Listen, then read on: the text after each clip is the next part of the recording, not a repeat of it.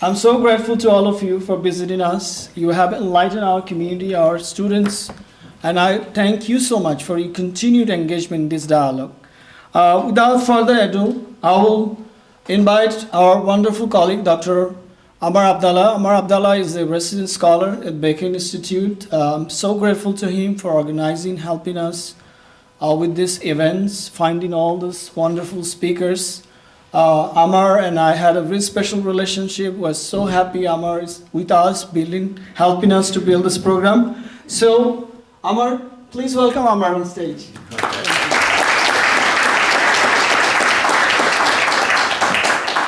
Thank you, Professor Haq, and good evening, everyone. Good evening. Yeah, the Juniata, good evening. So happy to see many of you again today. And I want to say that the highlight, in addition to the excellent presentations that we had by our speakers yesterday, was the engagement of the students and the critical thinking and reflections that you brought in your questions and discussion. And I think one good indicator of this is I found that on many occasions, you directed a question to one of the speakers, but there were 2 or 3 other speakers wanted to also respond because they thought that the point was really important. So I really thank you, and we look forward to yet a very rich discussion today. I will turn the microphone to our colleague, Professor Jim Tooten, who will be the moderator for this session. And he will be introducing the 3 speakers we have. And as we did yesterday, after we finish the presentations, there's going to be a break for about 10 minutes, followed by good 45 minutes to 1 hour of discussion and questions. So without further ado, I will turn it to our great colleague, Professor Jim Tooten.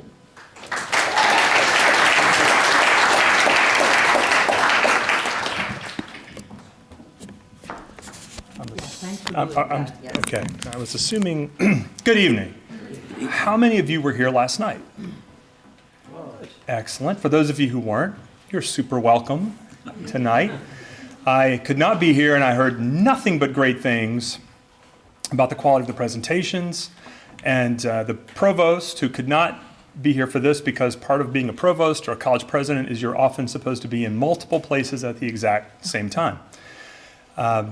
She could not stop talking to the group earlier this evening about how incredible your questions were and how engaged you were. She was very proud. So I look forward to being proud of you too. I'll go ahead and introduce very briefly our first speaker,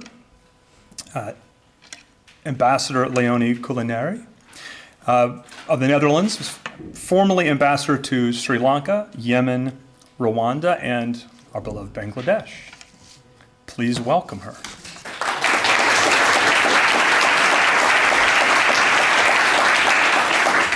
Thank you.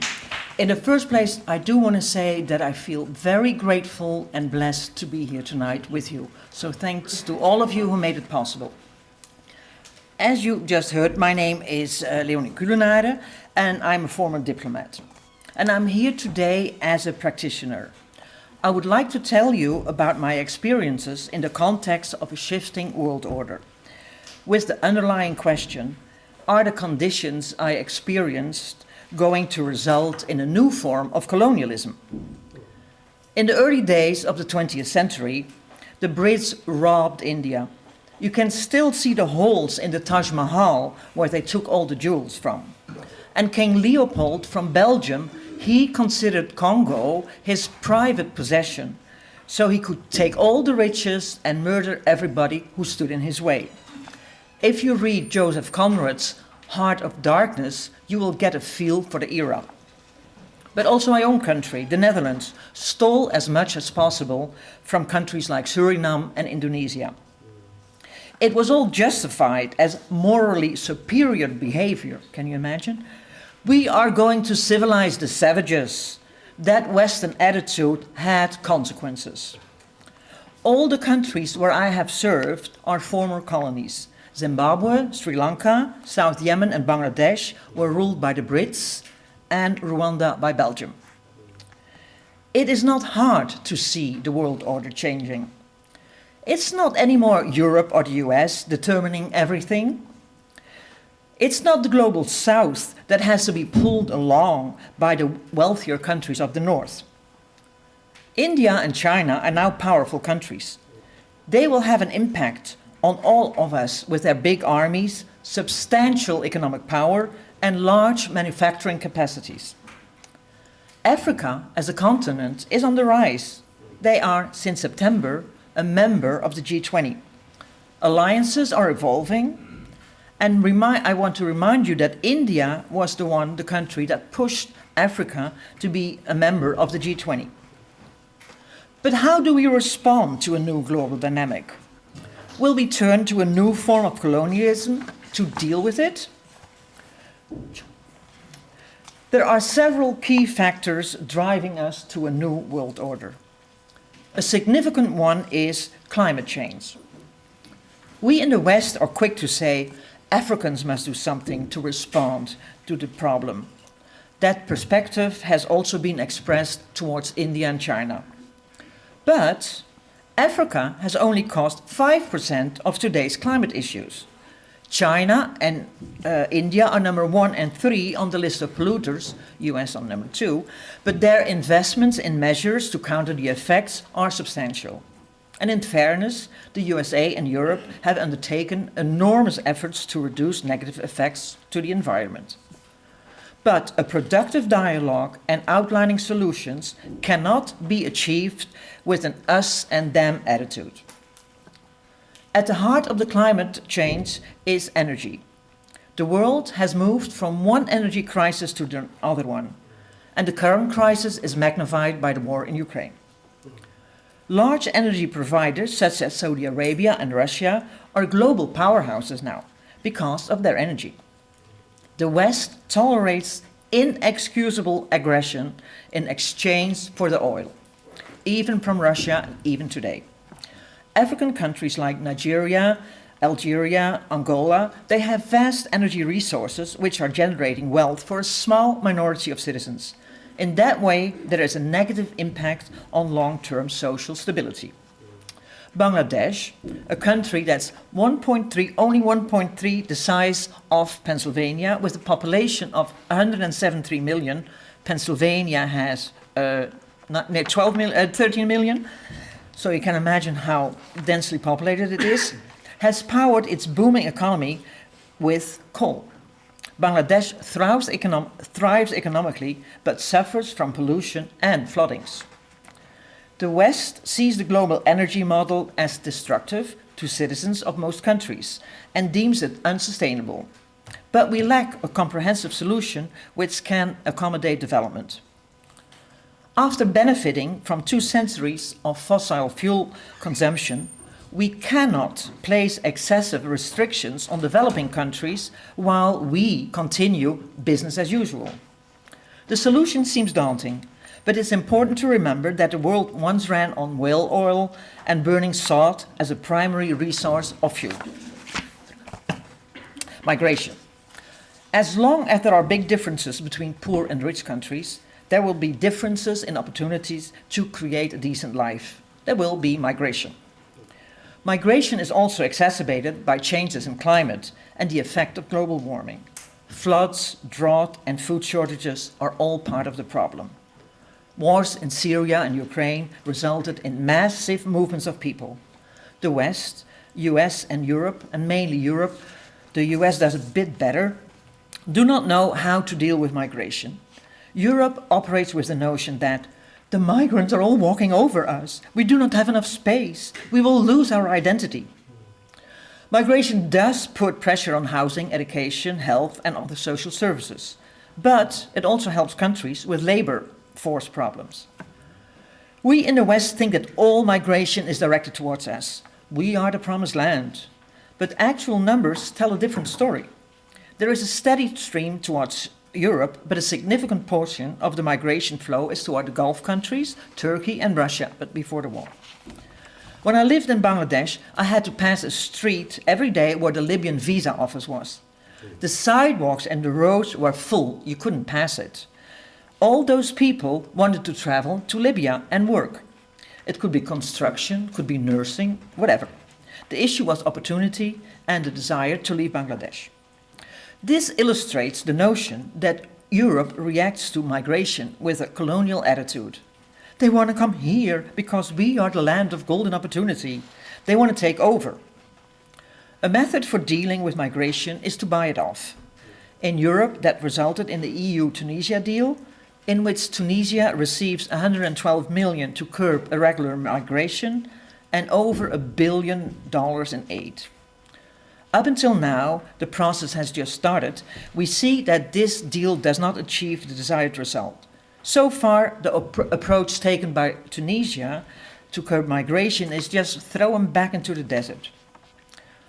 Putting a massive amount of money into the hands of a president with strong autocratic tendencies, nor mass deportations are effective solutions. How do current conflicts affect a new world order? Ukraine is a clear example. Alliances are formed, the USA and the EU clearly back Ukraine. The absence, however, of support from African and Asian countries was remarkable. Last year there was a vote in the UN condemning the Russian invasion of Ukraine. Only 5 countries voted against: Russia, Belarus, North Korea, Syria and Nicaragua. But 35 countries abstained from the vote, mostly from India, most notably India and China. The Western world was clearly dismayed. But since the early days of decolonization, there has been a form of loyalty towards Russia. This is still noticeable today. Of course, I was disappointed about that vote as well. But we do have to try and look at the reason why they voted like that, or we may never fully understand. I would like to talk about forgotten wars as well, like the war in Yemen and the war in Sri Lanka that ended in 2009. I was present in both countries during parts of those wars. I came to Sri Lanka in 2008 and lived through the gruesome final offensive of this civil war. There was far too little attention from the West, aside from the Norwegians who tried to mediate between the two fighting parties. But in the end, they were on their own. We dismissed it as an internal conflict. The war did finally end, but was there peace? No, still not. The people from the northern part of Sri Lanka, the Tamils, continued after the war to live in internment camps. The southern part of the country, home to the victors, claimed the entire war was a battle against terrorism. The victors, needing money, drew closer to China. They did get money from China. Loans to build a deep water harbor in the southernmost part of the country, home to the then president. Ultimately, Sri Lankans could not pay back the loans, and it became a contributing factor to the economic meltdown. And due to this, maybe you've seen it, in March 22, the country experienced a major popular uprising. The uprising now has evolved into a movement calling for more democracy. China maintains a significant influence. The war in Yemen, also a result of former colonial forces. It dates back as far as the Ottoman Empire and in the south, the British Empire. North and South were united in 1990. This unification was in part due to the backing of the Soviet Union, which wanted to eliminate British influence, so basically a proxy war. South Yemenis in general are not happy with their unification. Some 20 years later, when I lived in Yemen in 2011 and 2012, the country went through a revolution following uprisings in the Middle East and Northern Africa. You know about it, Arab Spring. Pro-democracy forces in Yemen rose and demanded that the President Saleh, step down. This he was very reluctant to do. Finally, there was an internationally brokered agreement. Alas, not successful. The official government was held by the Saudis, supported by the US, and the main adversary, the Houthi movement, backed by Iran, who are again backed by the Russians. Yemen was and continues to be a ball battled between global powers. Alas, what is not apparent enough to the West is that in Yemen there are numerous tribes with their own history and their own ambitions. Those tribes were not part enough of the Western considerations. The Saudis and the Russians are now growing wary of the Yemeni war and are dealing with other priorities. China did broker a détente between Saudi Arabia and Iran earlier this year. Although this was the result of multiple circumstances and complicated relations, it does give some hope for peaceful resolution. Again, a lasting peace in Yemen will require many Yemeni groups having a seat at the negotiating table. Only then may we have a chance of peace there. Looking at global conditions and the current momentum, are we destined to ride a spiral in an ever downward direction? The answer is, of course not. It's relevant to mention aid. Aid is not the answer, especially not when it's administered without discussing it with the receiving country. We cannot pretend we know what is best for a country without collective input, but aid can help. I want to use Rwanda as an example. Rwanda is a proud African nation with a terrible past. The genocide that took place in 1994 will forever be a black page in the world history. And where was the West then to help Rwanda? Nowhere to be seen. Rwanda does welcome aid, they need it, but aid is not received without question. The case of a European NGO wanting to build a school in a specific district as an example. That area already had enough schools, so the government said no to the proposal and said, can't you go to another district? The NGO was furious. How dare they refuse? But it was an honest answer. But I myself am also to blame.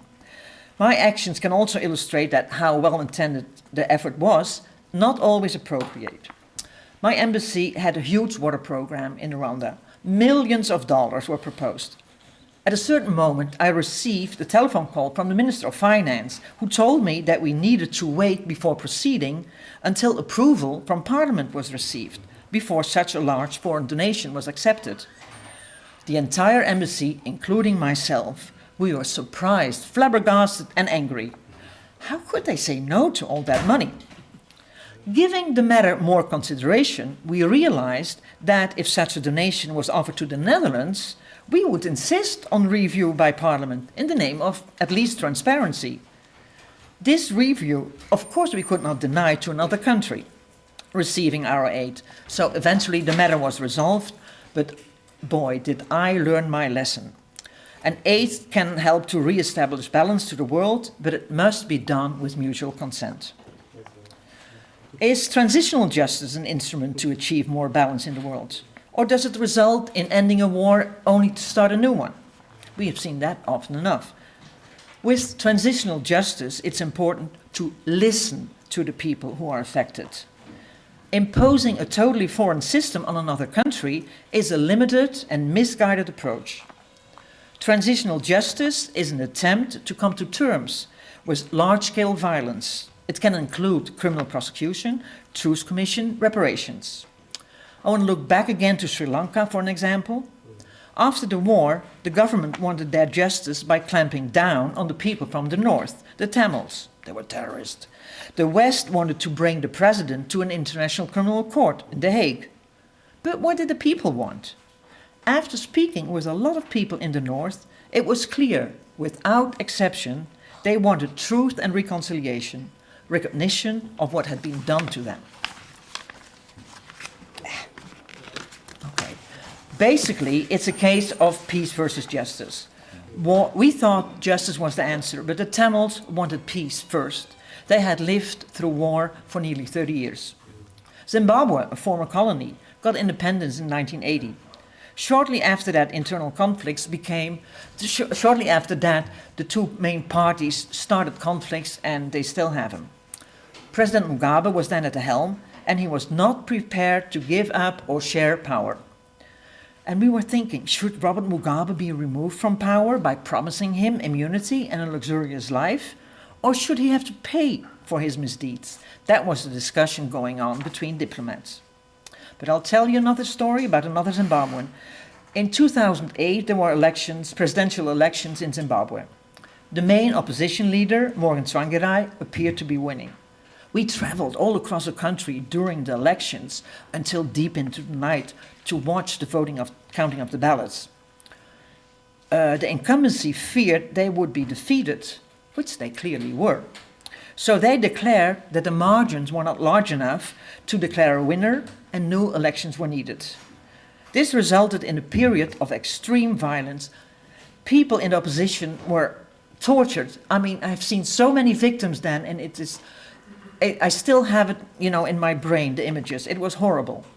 At a certain moment, the leader of the opposition fled into my embassy for safety. He was in fear for his life, which added to the chaos. But he chose to stop the suffering of his people and withdrew from the elections. This was clearly a decision to choose peace over justice. He would have won the election, but he wanted his people to be safe. Some solutions. Everyone's ultimate goal is peace. Yours as well. I presume that because you're studying here. The question now is, what can we do? As a diplomat, I still believe in dialogue and negotiation. It doesn't always work, and if it doesn't work 100%, it can still stall a destructive situation. Thinking of ceasefires where people can breathe, regroup, and regain some hope. But conflicts do get resolved. Look at Northern Ireland, Colombia, Sierra Leone. They are clear examples. And think of the wall in Berlin, which was taken down in 1989, and the two Germanys were reunited. And at that time, the world was full of hope. You cannot speak, whether you want it or not, about peace without mentioning the UN. The UN is designed to be the ultimate peacekeeper. Think of all the peace missions, the blue helmets they send out throughout the world. Does it work? No, not always. But it's all we have. It's the only form of world government. It helps that member states often must show their true principles by voting. That shows whose side they are on.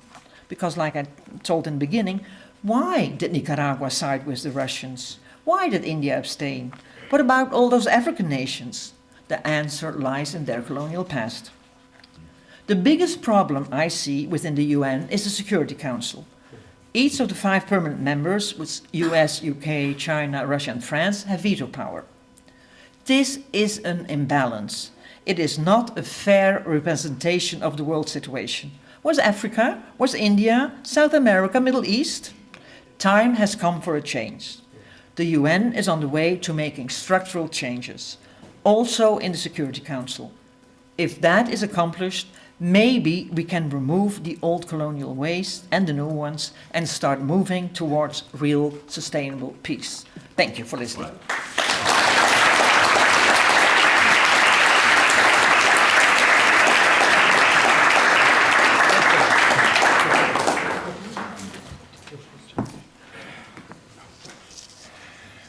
Well, thank you, Ambassador.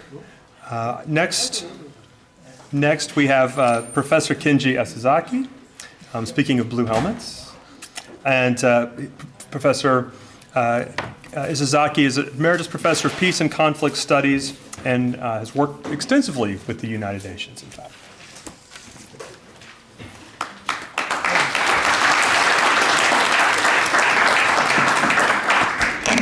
All right, just to save my time and also your time, I'll just jump into the subject.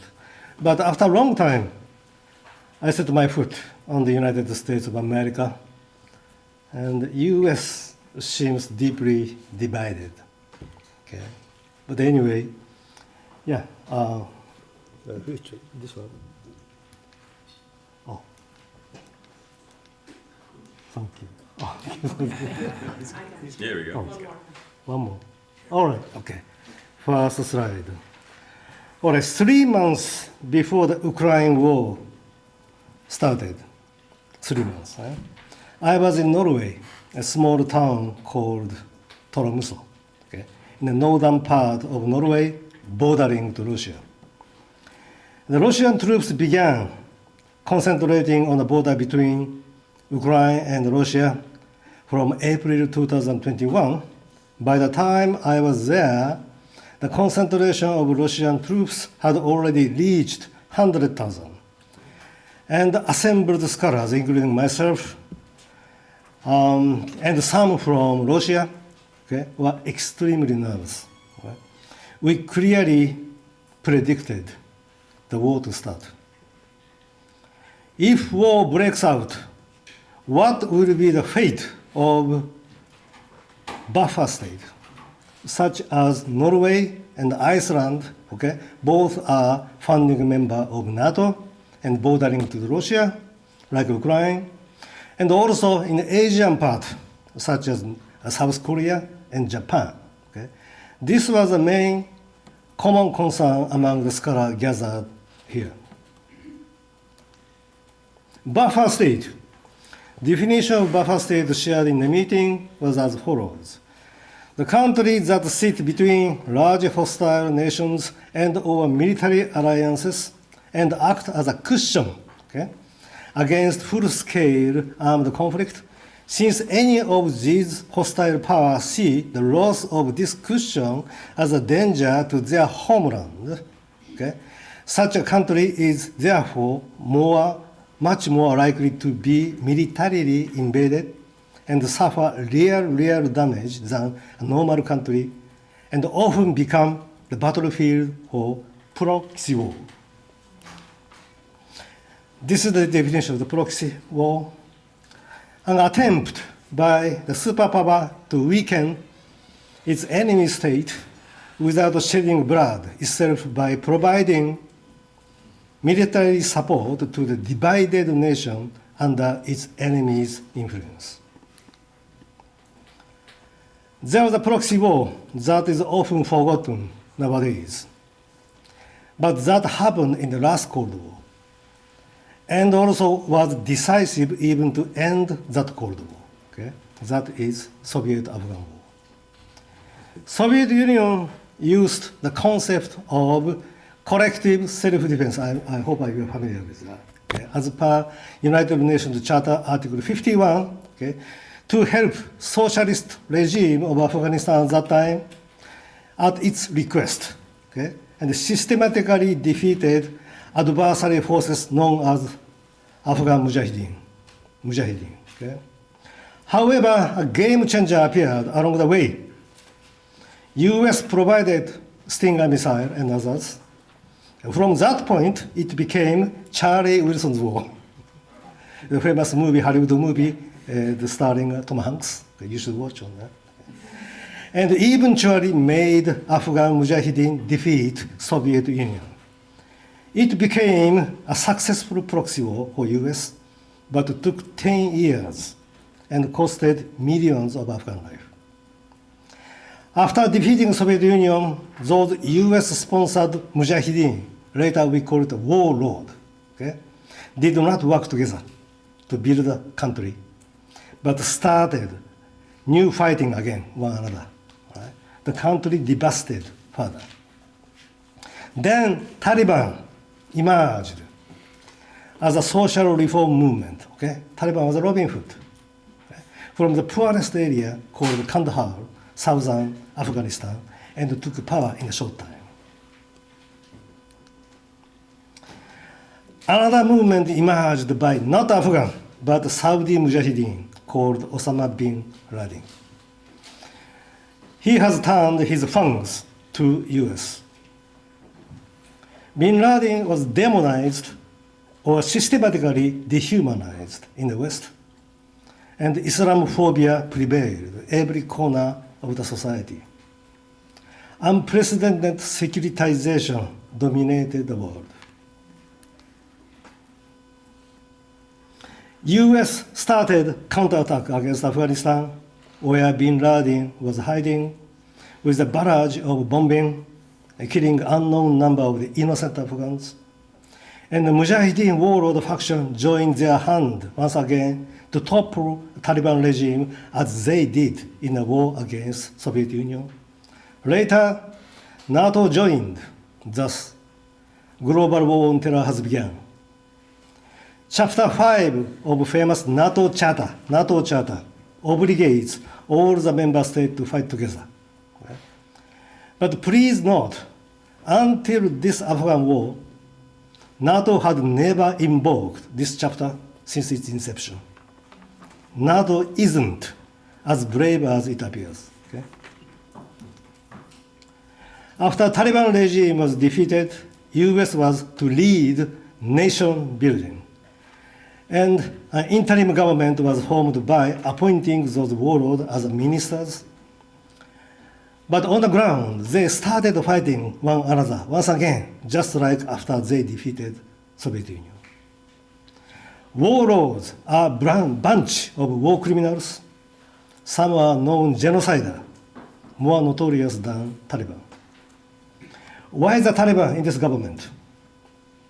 They completely excluded Taliban, forgetting the fact that Taliban was political and social movement. And the US is the one who never allowed the Taliban to be included, even though there was an objection lodged from United Nations. Mr. Lakhdar Brahimi, my friend, okay, who represented the UN at that time, said this later. The most important things would have been to have had Taliban at a table of Bonn, where the interim government was formed. It was impossible in November 2001 to have them there, but in the hindsight, it had been better. Please note, 22 years ago here, we are not inclusive. Okay? Then in January 2002, the State of the Union addressed Mr. Bush. Which side you are on? Our side or terrorist side? This way, the world was divided in favor of the US. All countries except 3 sided with United States. Nation building was a consistent and coherent policy of the US and NATO. Building a puppet government was the only way to fight global terrorism. But nation building with those guys, warlords, who are still in military rivalry, here my project came in. It was 2002 when Prime Minister of Japan, Mr. Koizumi, asked me to help Mr. Bush for Afghanistan.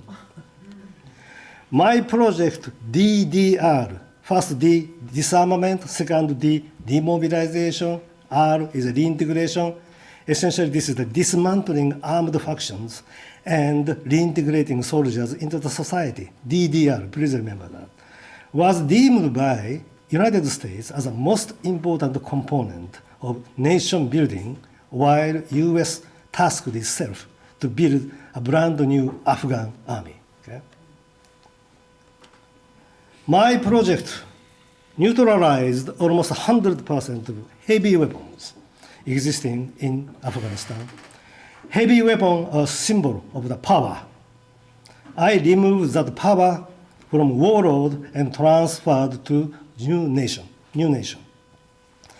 After completing a DDR, democratic election 2004 was implemented, symbolized the victory of this war, nicknamed Operation Enduring Freedom. My project transformed the warlord into the civilian politician.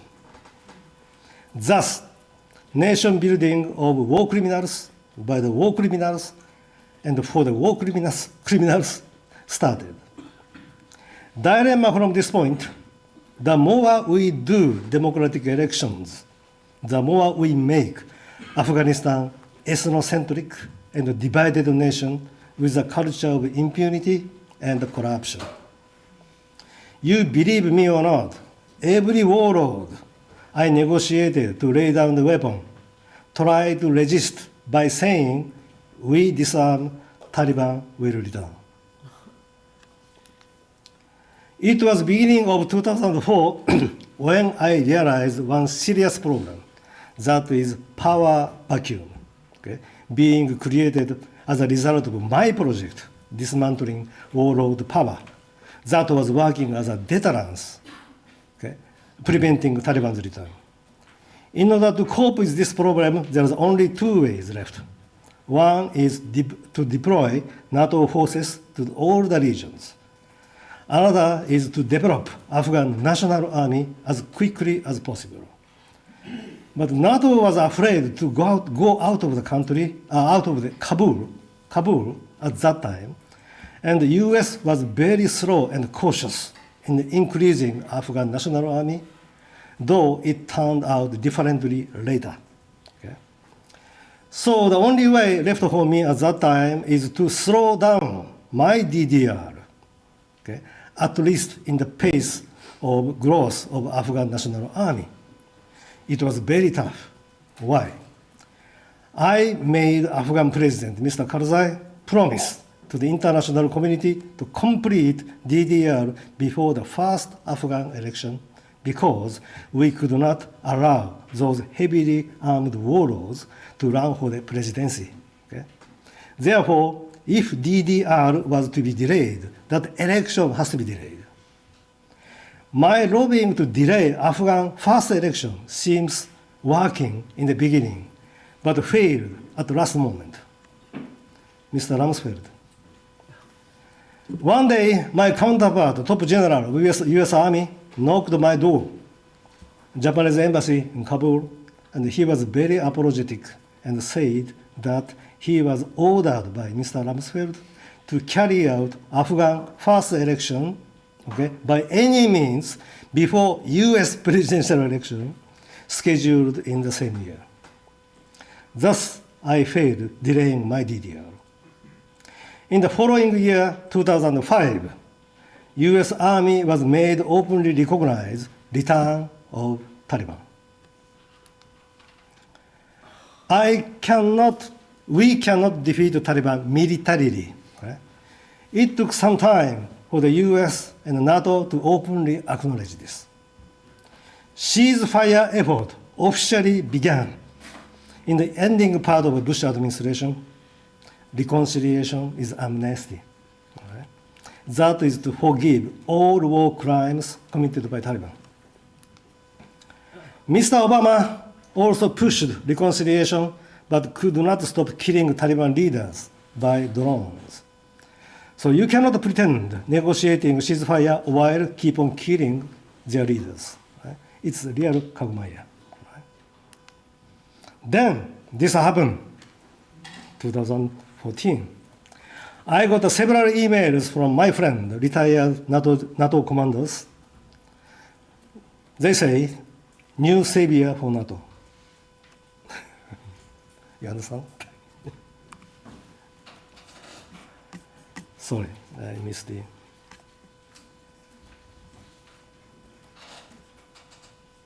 Okay. Sorry. Okay. Mr. Trump angrily deformed the formula of reconciliation because US started directly dealing with Taliban, excluding Afghan government. From this point, the war objective of US became no longer to win, but to just exit. Mr. Biden unilaterally announced the exit to commemorate the 20th anniversary of 9/11 in April 2021. Afghan population rapidly lost the faith to United States and NATO. Taliban took advantage of that. Who could imagine the capital Kabul was fallen in a day? War is over with historical defeat. Then the first war that divided the world was about to be defeated. There was another attempt to divide, okay, targeting China. Then Ukraine war broke out. As I told you in the beginning in my speech, when we met in northern Norway 3 months before of this, we clearly predicted this. That man, Putin, will never miss this opportunity. So what opportunity is that? US and NATO had just been defeated in Afghanistan and had neither the political will or popular support to commit the troops to another conventional warfare.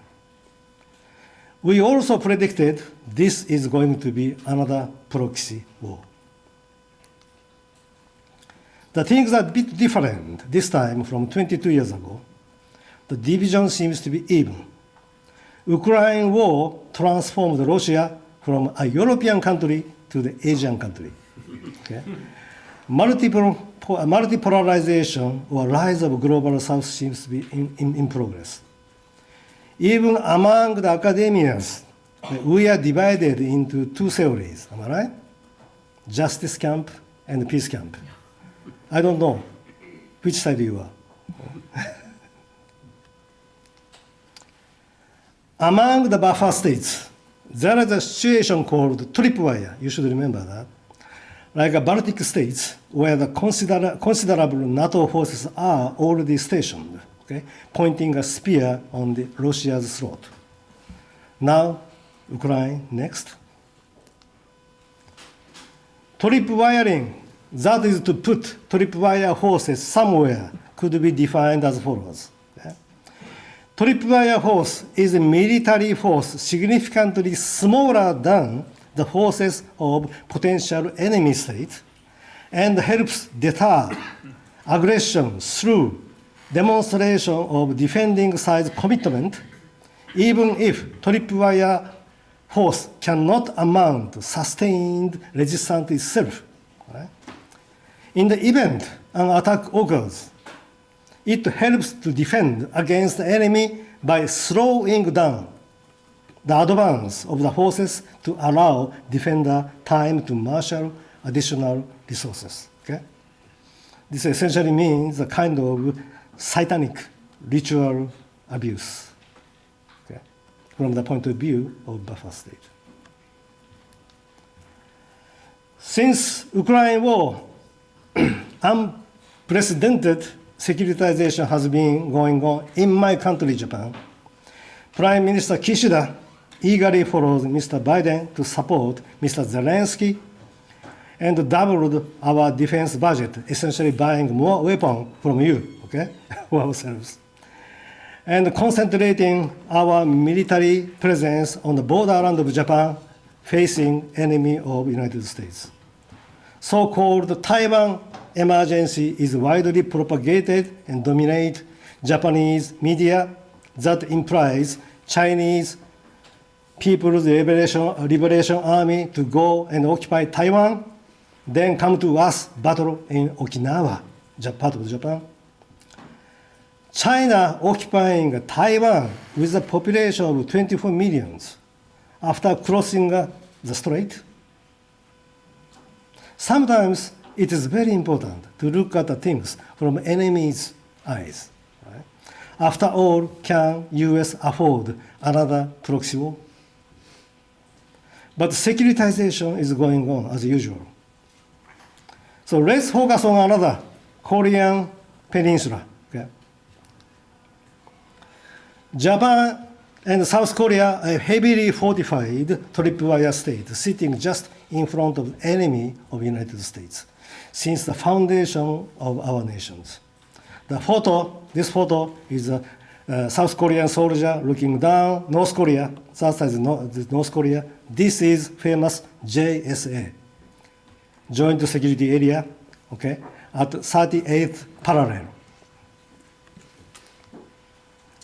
In September 2017, I was in Seoul, South Korea, for PACC. PACC stands for Pacific Army's Chief Conference. U.S. Army's Pacific General Headquarters invited only top Army generals from 32 pro-U.S. countries, including NATO members. Remember, at that time, President Trump was on the Twitter, okay, provoking North Korea. Japan, both government and society, was highly securitized, like a crazy. The picture above me is the commander of a U.S. force in South Korea, and Four-Star General Vincent Brooke. Right? What I was asked to lecture about the failure of military occupation in Afghanistan. It's very interesting. Came from U.S. Army, not Navy, not Air Forces or U.S. government, from U.S. Army. All right. Also, I had the opportunity to have a small group discussion with Army generals over the lunch. I cannot name them, of course, to simulate how many troops are required for the military occupation if Kim Jong-un regime was toppled. North Korea has a population of 25 million. All right? Can US and its friends afford the occupation? The consensus in the discussion was very interesting. I cannot disclose, all right? But maybe that is why there is no war yet. Okay? Next day, all the generals, including myself, went on the picnic. This is the JSA building. The other side is North Korea. Okay? Please look at. This is the signboard of the building, JSA. Notice? This is the UN, United Nations. The commander of JSA is briefing us, okay? But pay attention to the monument in the back and the flags on it. You can see South Korea, US, UK, Australia, even India, 22 countries. Can you see Japanese flag? Is there a Japanese flag here? No, okay? Remember that.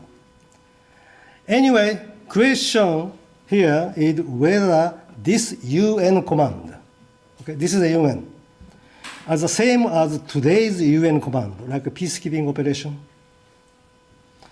In the history, this was created immediately after North Korea, backed by China, invaded South Korea in 1950, and by the Security Council resolution where Soviet Union was absent, and also China was not today's China. Since then, no single resolution was made in Security Council. The structure of belligerency here is United Nations versus North Korea and China, which is unthinkable today. Okay? And also note, any action of US military today stationed in South Korea has to be the action as UN command. Okay? The strangeness of this command is well described in the statement of Boutros Ghali decades ago when he was Secretary General of the United Nations. He said, United Nations Security Council did not establish the UN command, but merely recommended creation of such a command, specifying that it be under authority of the United States. Therefore, the dissolution of unified command does not fall within the responsibility of any United Nations organ, but is a matter within the competence of the government of the United States.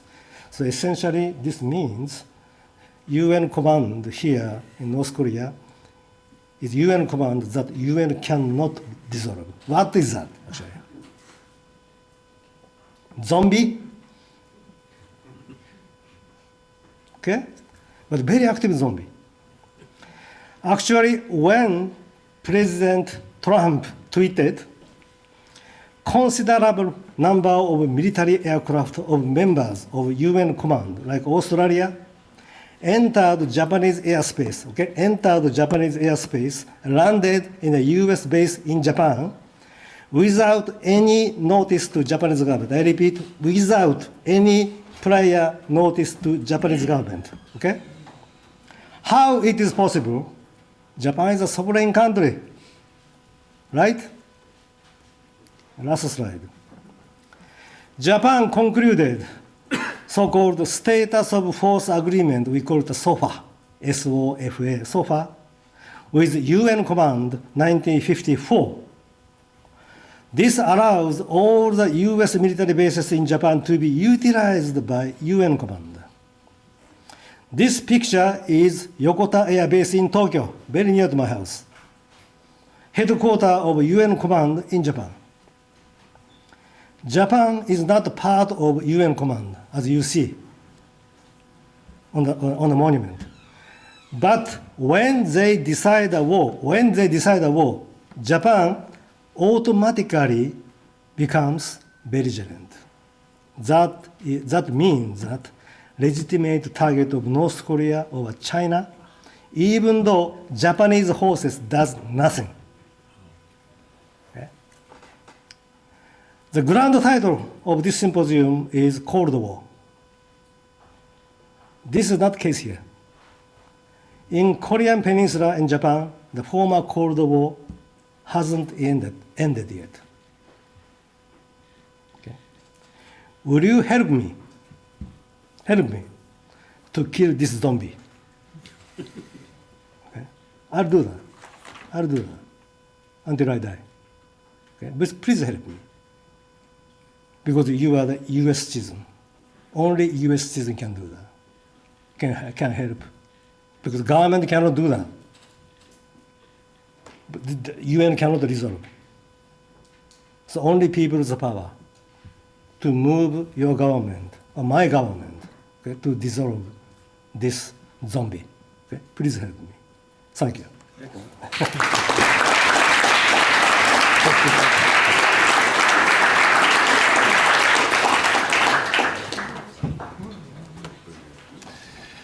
Thank you very much. Our third speaker this evening is Dr. Ibrahim Frihat. Dr. Frihat is an associate professor in international conflict resolution. Dr. Frihat.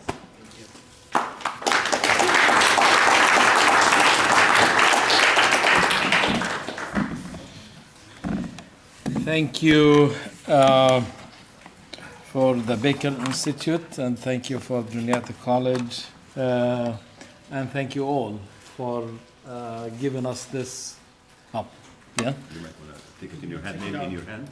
Oh, this. Okay. Yeah. Yeah. So thank you all for giving us this opportunity to be with you today.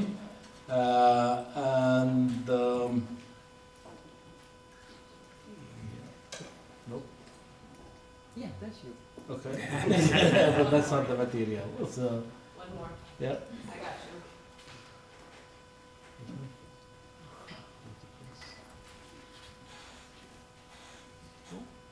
I got you.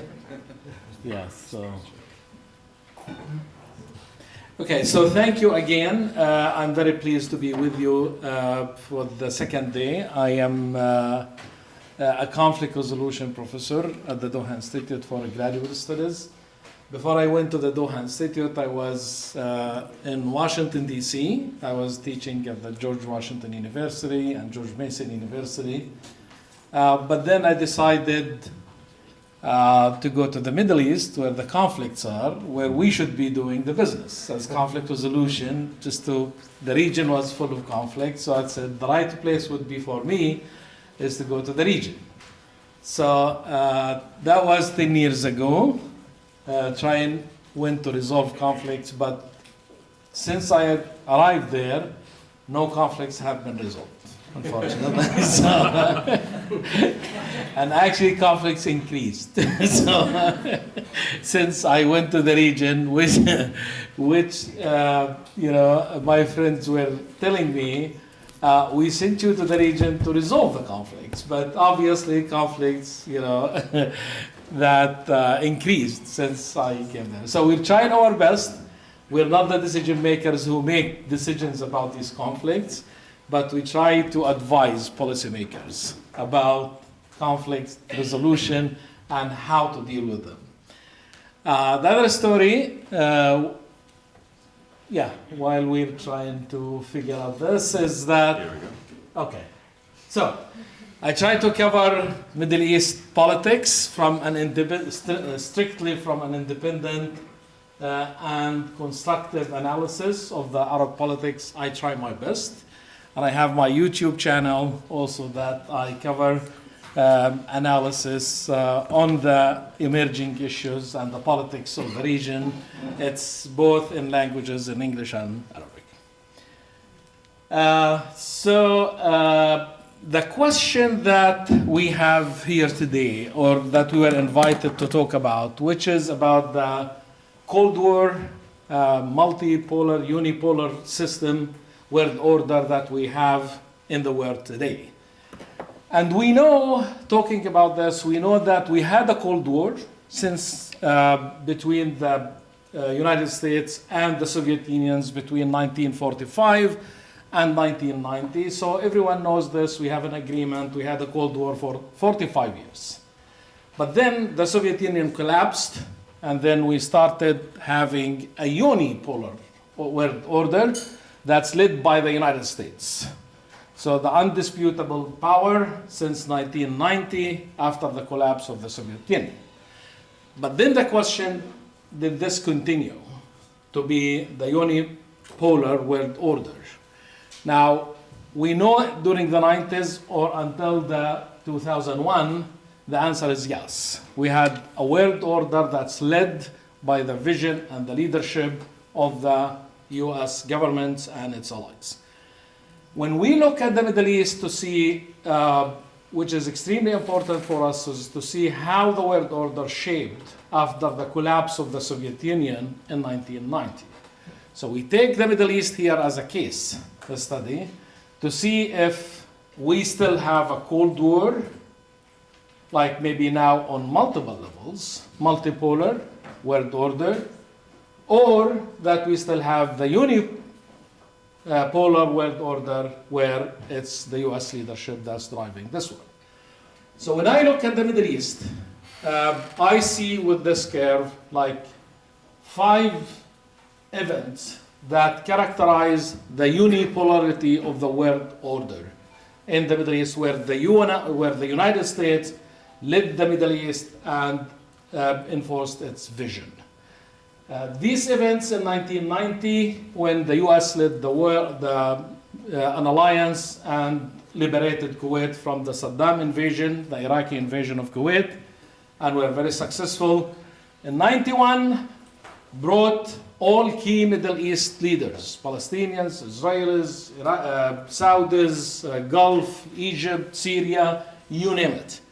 And it was only the United States who was able to bring all these contradicting players in the region in the Madrid conference in 1991 in order to bring peace and end the conflicts in the region. This was also seen in 2000 when Bill Clinton hosted Israeli Prime Minister Ehud Barak and Palestinian leader Yasser Arafat in Camp David in 2000, and was with his leadership, Bill Clinton was negotiating with the 2 leaders in 2000. And during those negotiations, in August 2000, it was when I started my PhD in conflict resolution. So the negotiations were literally happening in 2000, miles away from George Mason, where I was attending my PhD in conflict resolution. So when I introduced myself that I come from Palestine, and my classmates started laughing, they said, "You're now coming to study conflict resolution? They're sitting to resolve it. What are you going to do afterwards? Aren't you concerned about your future career?" So, and literally were negotiations happening during that time between Arafat and Barak. That was in 2000, 23 years later. I'm standing with you today.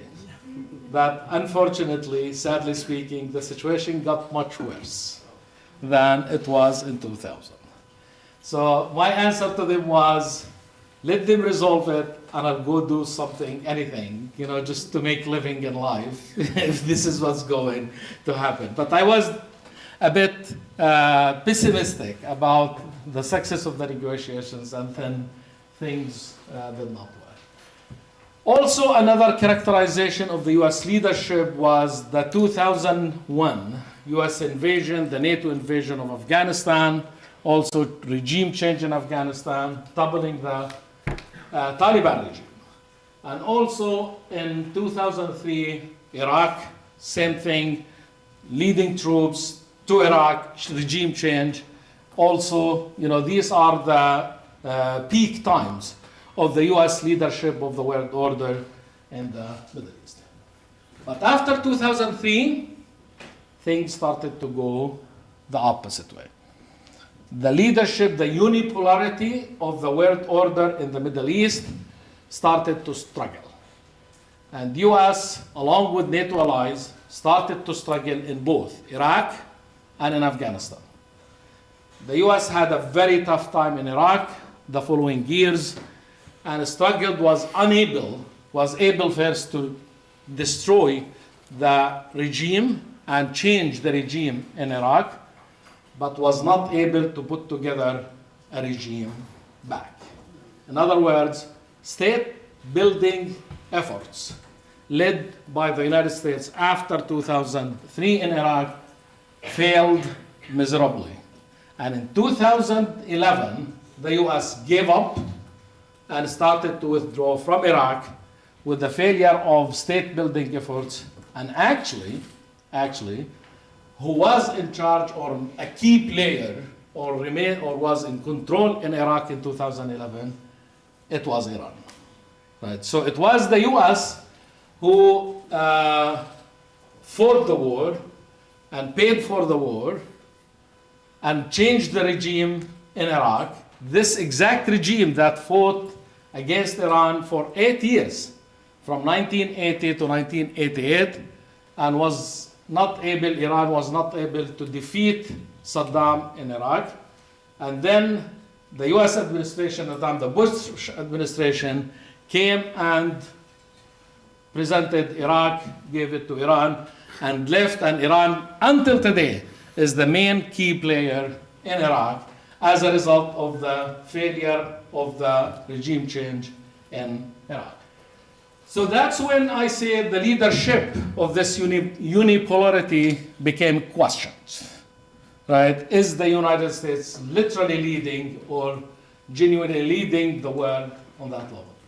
Now, the other important point in this decline of unipolarity, it was the 2011 when the Arab Spring revolutions that spread all over the world in the Middle East, in the region, and key US allies, or the key US ally, Hosni Mubarak, was experiencing a revolution against him, but then the Obama administration decided, the way it was seen by other dictators, it was seen as abandoning the key ally of the US, Hosni Mubarak, and was not supporting him against his revolution, against his people.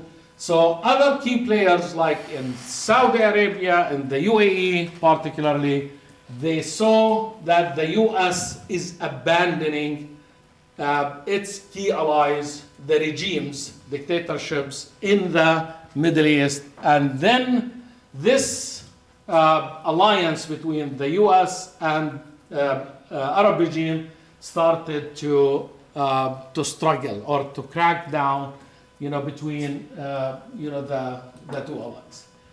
Now, in 2015 was another key development, a major development that also led to the questioning of the unipolarity and the leadership of the US in the Middle East, when the Obama administration signed a nuclear deal with Iran independently from its key allies, the Gulf countries, mainly Saudi Arabia, United Arab Emirates, and several other countries. And Obama made a statement that we sorted out our issues with Iran and let Saudi Arabia sort its issues with Iran as well. So the signing of the deal was seen with a huge antagonism, a huge frustration by the Gulf allies, seeing that the Obama administration betrayed them and threw them under the bus. And let's remember who was the vice president in 2015? Joe Biden, right? The current president today, which exacerbates the struggle and the problem and the mistrust between the traditional US allies in the region and the US administration today. The other major development, and I think this would be the biggest one also in the decline, during the Trump administration in 2019, Saudi Arabia fighting a war in Iran, and its major oil processing facilities, Aramco, right, the key economic factor of Saudi Arabia. Yemen. Yes, in Yemen. You said Iran. No, I'm sorry, in Yemen, of course. Thank you. Saudi Arabia fighting a major war since 2015 in Yemen, because Yemen supported by Iran. Of course. And in 2019, during this war, the Trump administration, Yemen, the Houthi rebels in Yemen, they attacked the Aramco oil processing facilities, and Saudi Arabia was expecting the Trump administration to respond and to protect the Aramco, the major oil processing facilities in Saudi Arabia. That's also supplying actually the rest of the world, with oil and all that. So what was the Trump administration response? It was nothing, right? So, and that's when Saudi Arabia felt exposed, vulnerable, and the security alliance that between Saudi Arabia and the United States since 1945 became questioned, that the US administration is unwilling to protect Saudi Arabia on that level. And that's actually where we started to see more and more distance between the US and its traditional allies in the region. So that's when became. So let's see how the regional order, as a result of these developments. First of all, there is no one regional order in the Middle East. There are 3 sub-orders. One is that you find an alliance. Again, let's remember that this was the unipolar world order in the Middle East led by the United States. We started to see 3 major blocks, or 3 major units or sub-orders, in the region. The very first one is Saudi Arabia, Egypt, UAE, and Bahrain. This group, this regional order, that they are traditional allies of the United States, they're counter-revolutionaries, anti-change, anti-democratization, against Islamism, regardless whether it's radical Islam or mainstream Islam, like Muslim Brotherhood or others, anti-Iran, right, and also reaching out for alliances with Israel. So this is the first one. Second, also you find another suborder that emerged, which is the alliance, this Turkey, Qatar, Libya, part of it, the Tripoli, and Syria, Idlib in the north. Those, the Arab Spring alliance, that they supported the Arab Spring revolutions, change against dictatorships and all of that, and they're pro-Arabs, and they're also traditional US allies, and they're still also, but they're on the 2 opposite sides, with the first one, where one is against change and one is supporting change and revolutions.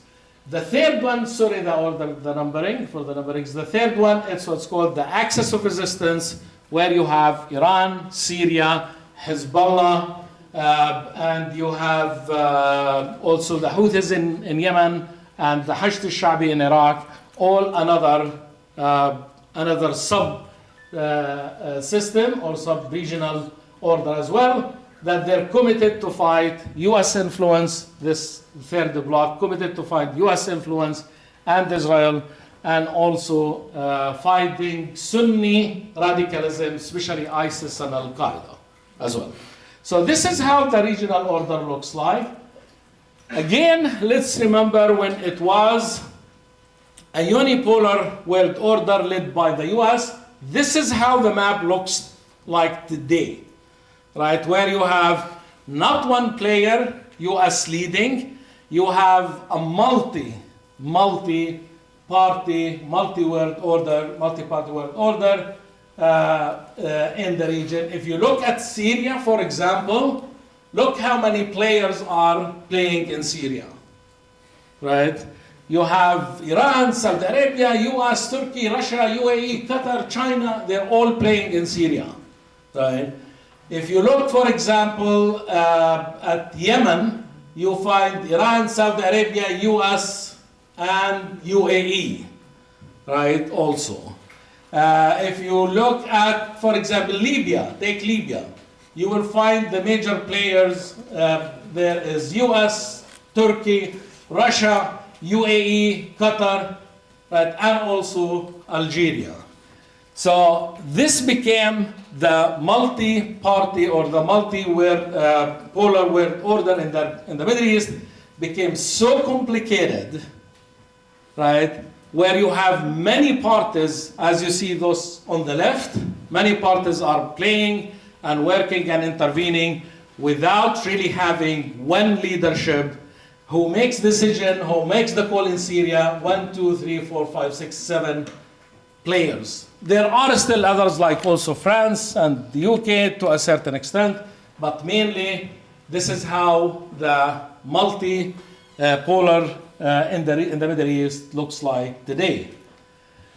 So what we are seeing today is that the bipolar Cold War in the Middle East, the regional players linked to the superpowers is the US and the USSR in the past. That was in the past, but today we have regional players. The regional players are working with the multiple international orders, with players. So the regional players are working with the superpowers or the great powers of the world and working with them and independently from them, which was never the case, by the way, in the past. For example, you read the Wall Street journals where you find that writing that the UAE fighter jets go bomb in Libya without the US knowing about this. This was never the case. Also, you read in the news also that UAE is leading a different party in the south, in Aden, independently from Saudi Arabia and the US. So the US role in Yemen became more supporting intelligence and supporting with some training, right? Without really a US leadership that can impose a solution for the war in Yemen. And this administration, by the way, has tried from day one to end the war in Yemen, and Biden removed the Houthis from the terrorist list in order to start negotiating, but has not been able again to resolve or to do anything about the war in Yemen with a clear absence of leadership in Yemen. So what we're seeing today, who's making the call again in the region, you find the Turkey-Russia, for example, alliance, that they're working in Syria arrangements, making arrangements with Syria independently from the US. They're also making their own arrangements in Libya, where Turkey invaded or the Tripoli government asked Turkey to intervene and also sent the troops and all of that. And then Russia sent other troops and sent Wagner, all these different security units, again, all happening and making arrangements. Russia and Turkey are making arrangements today for the war in Nagorno-Karabakh, if you're following the news. Again, also independently, with no clear role of the US in Nagorno-Karabakh between Armenia and Azerbaijan. Samantha Power was sent 3 weeks ago to Armenia in order to see what the US can do there. Samantha Power donated $12 million and left, basically, where the key players who are making the call there again is Turkey and Russia. Saudi Arabia opened for China, made, by the way, a response to the 2015 US signing of the nuclear deal with Iran, that Saudi Arabia, independently from the United States, signed the deal with Iran and also in China. Right? So that's, again, with a very clear message and a very clear position of Saudi Arabia opening for other players. That used to be, again, the US security monopoly of the Gulf, in the Gulf region, independently, and no other countries had ever played a role in the Gulf other than the US. Now you see China is hosting this deal between Saudi Arabia and Iran, signing in China, not in Washington, D.C. Also, UAE and Saudi Arabia actually refused to support the US position on the war in Ukraine, right, and tried to play a different role. When Biden administration asked Saudi Arabia to increase the oil production to replace the Russian oil. Actually, what Saudi Arabia did, it decreased the production with 2 million barrels a day. So that's a clear message as well. UAE as well is opening for Russia and also supporting the Southern Transitional Council in Yemen on their own and taking similar position there on Yemen. So concluding remarks, so we can end the major takeaways. One is that unipolarity in the Middle East is over, right? And this question, this, by the way, debate during my teachings for the past 20 years, we've been debating with students and other scholars, do we have a multipolar or a unipolar world order? And always the answer was, we have a unipolar, right, world order, until 2000, especially 2019, with the security crisis with the Trump administration, we started to see we have enough indicators that unipolar world order in the Middle East is over, right? And that we are living in an age of multipolarity in the Middle East. So it's gone. However, nevertheless, the US is and will remain a key player in the MENA region, though not the only player. And this is a major thing. If we go back to this map, we see that the US is the only party that's playing a role in all of these conflicts as well, right? So not to conclude that the US role is absent or became not important or irrelevant. So it remains a key player in the region, but not the only player. And there is a big difference as well. Now, multipolarity allowed for a margin for Middle East or the MENA region players is to play independently on their own, which again was not the case. We are expecting to see multipolarity continuing and increasing and becoming stronger in the region because, again, everyone is trying to find a place, a spot, China, Russia, Turkey, Saudi Arabia, right? So these countries like, for example, Turkey, it always during the Cold War, 1994 to 1990, always played a key role, but within the leadership of the United States. Today, Turkey is playing a role on its own, right? Working with Russia in making arrangements in Armenia, Azerbaijan, making arrangements with Russia in Libya, and making arrangements with Russia also in Syria. And it's the same with Saudi Arabia, where Saudi Arabia started to see. So we are expecting to see multipolarity becoming stronger and stronger in the region.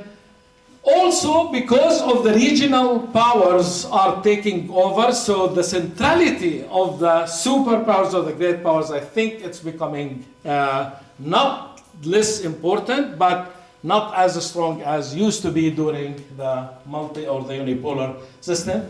For the Maker Institute, I end with this. What does this mean for conflict and conflict resolution, peace and stability? What implications does this tell us? One is that MENA region will be less stable. Unfortunately, you have more work to do, guys. So be prepared. You have more work to do. Is the MENA region, Middle East and Africa, is becoming less stable in the coming years and decades, I think. Because again, for the new world order to take shape, I think we are going to take a long time there as well. The multipolar Cold War is expected to become stronger. So we have many leaders, right, and many players. So we are expecting to see a multipolar world order stronger. And finally, we are expecting to see more proxy wars happening. Because during this kind of mass, key powers, great powers avoid direct clashes between them because it's very costly, right? So there is also a new form of conflict, which is proxy wars, proxy conflict. We are expecting to see more of this. And with that, sorry that I end on this list optimistic, less hopeful, and more work for the Baker Institute to do. The world is not becoming safer and more stable. It's becoming less safe, less stable in the Middle East, and this is going to take many years until we see a new order that's taking place or shaping up in the region. And with that I end. Thank you very much for your time and attention.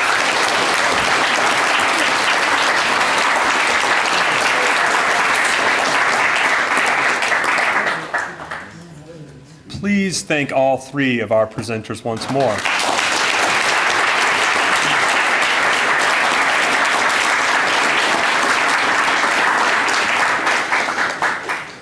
We're going to take a short break, about 10 minutes. We will resume in here at 7:35. That should give you 10 or 11 minutes to have a drink, courtesy of the Baker Institute. They have refreshments out there. And join us with your best questions. Hello, everybody.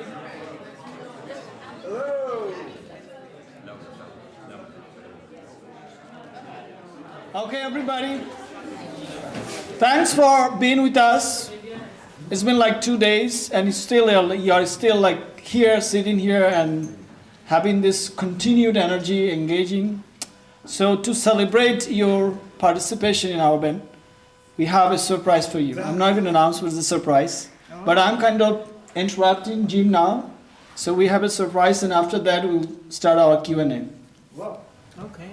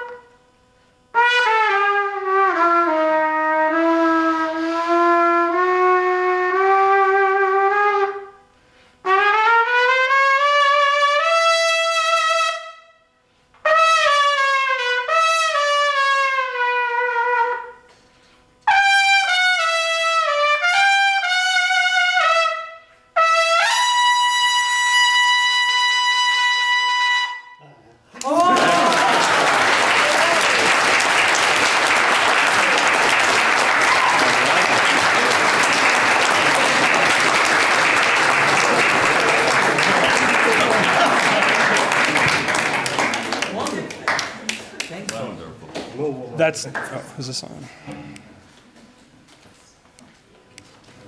Well, that seemed like the most Juniata thing in the world right there. If that's not the liberal arts, I don't know what else it looks like. Thank you so much. So we're, as you know, we're going to do Q&A. Before we jump into that, if you wanted to be sure and sign up for attendance, the pad is right down here. And this gentleman, who gets paid incredible money by the Baker Institute, will hustle up to you and make sure you get a chance to sign. So raise your hand if you need to see that. Oh, over back to this side. Okay, and then you're going to need to go to the far side after that. And while that's going on, we will begin with your questions. So I'm sure I can talk for a while. I've practiced it. And I don't know why Shung is not bobbing his head over there. But much better would be for you to drive this entire rest of our agenda. So who would like to open up our questions? And they're bringing a microphone around. Hello, everyone. So first of all, thank you so much for the opportunity, and especially to the Baker Institute for this insightful conversation and bringing in, world experts and talking about the importance of peace and conflict resolution and peace building. So my question is for Her Excellency Ambassador Leone, and my name is Ananya, and I am an international student here. And I come from one of the 57 colonies which was colonized by the British Empire. I come from India, the modern day India, which used to be called Bharat, which used to be called Hindustan. So before India got colonized, we were the richest country in the world, and we used to be called the golden eagle, the golden bird of this world, contributing quantitatively 27% of the total GDP in 1700s, 32% in 1800. And once the Britishers left India, they made sure that we are shattered. They made sure that we are left with nothing, and our total growth rate came down to 0.0001%. So when we talk about the British Empire, I mean, of course, they gave us railways, and we put in people in that. They gave us cricket, we played better in that. They gave us English, and we accepted that. And so it's important to understand, and that's my question to you, because right now India stands as at least a leader in South Asia, and because of your experience in the South Asian subcontinent, that is my question to you, because right now India stands at the fifth largest economy. Yeah. It stands as the third largest army. Yeah. It has far most 80% of the middle class income. Yeah. And so all the times when we talk about the Indian subcontinent or India in general, we, especially with the Russia-Ukraine war and conflict resolution revolving around the Russia-Ukraine war, we have been asked this question: why is India so neutral about it? Why is India so Neutral about, Yeah. not choosing a side? So, I mean, what I feel about it is, India has come out from the mindset that it has to choose the China axis or the India axis. And it has chosen the Indian axis. So why is it important to, what do you think about, the question of, is it important for Europe to come out of the mindset that Europe's problem is the world's problems and the world's problem is not Europe's problem? Please do. well? Does it? Yep, Yeah, that that's one's right. Well, I think you say it very eloquently, but I think I said a little bit the same. I have the same thoughts as you do. I mean, like I said, Europe. Well, I know more about Europe, of course, than about America. But Europe was totally dismayed that India dared to abstain from voting against Russia. But like I said, we have to see where India comes from. India was this former colony. They were, at a certain point in time, they were really held and backed by the Russians. So it's hard for India, as it is for numerous African countries who were colonized by the Brits, to take a stand against Russia. Of course, they want to keep the peace in the world a little bit, so they're not voting against, but they abstained. And of course, it's their good right. Because that's the way they feel.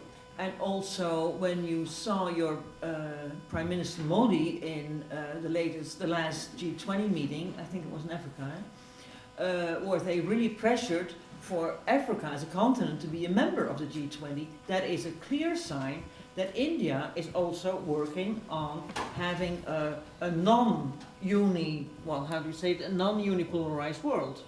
So for me, it's clear why India did it, and I understand that. Even if I don't agree, I do understand their motives. It's very clear. It's a pushback to old colonialism, basically, and they want to be counted in the world.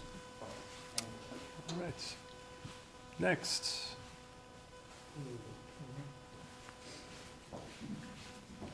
And definitely please pass the microphone among yourselves. Oh, yeah. As, I think you can just pull this out. it might be even easier to remove it. Yep, but go ahead.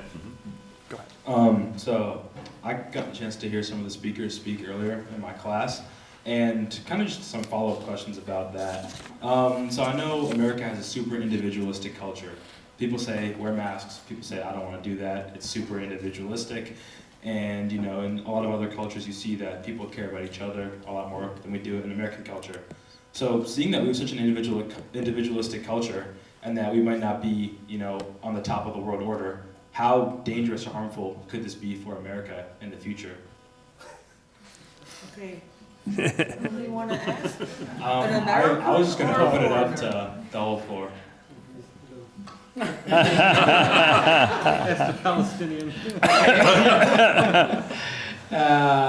Thank you. That's a really excellent question. No, I don't think it's going to be something bad for the United States because, first of all, leading the world order is not an easy thing, and it's not a cheap thing to do. It's something that's very expensive, right? Yeah. And I remember actually in many conversations that I had with with Chinese officials in the past and former officials during the unipolar world. Right? So I was always asking them, why don't you be part of the security arrangements in the region?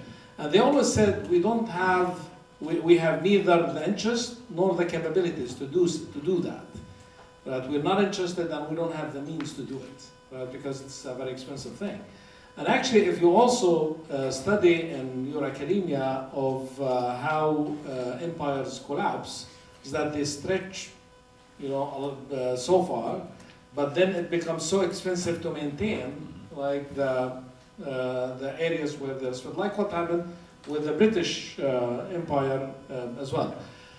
So whether this is something dangerous or not dangerous, I don't think so. I think, again, the United States will always be a key player in all of these countries. It's not going to be the only player, and it's not going to be the only one who's deciding, over these things.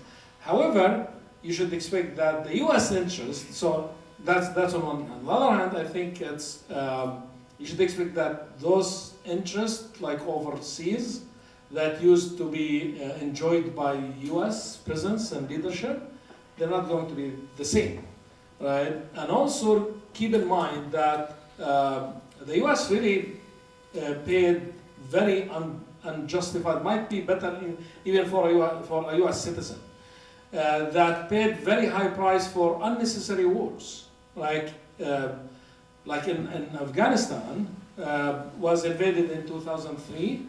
Right, so it took, right, 2003, so 20 years ago, and the U.S. invested trillions of dollars, and look how many also of U.S. troops were killed in Afghanistan. 4 U.S. presidents were changed.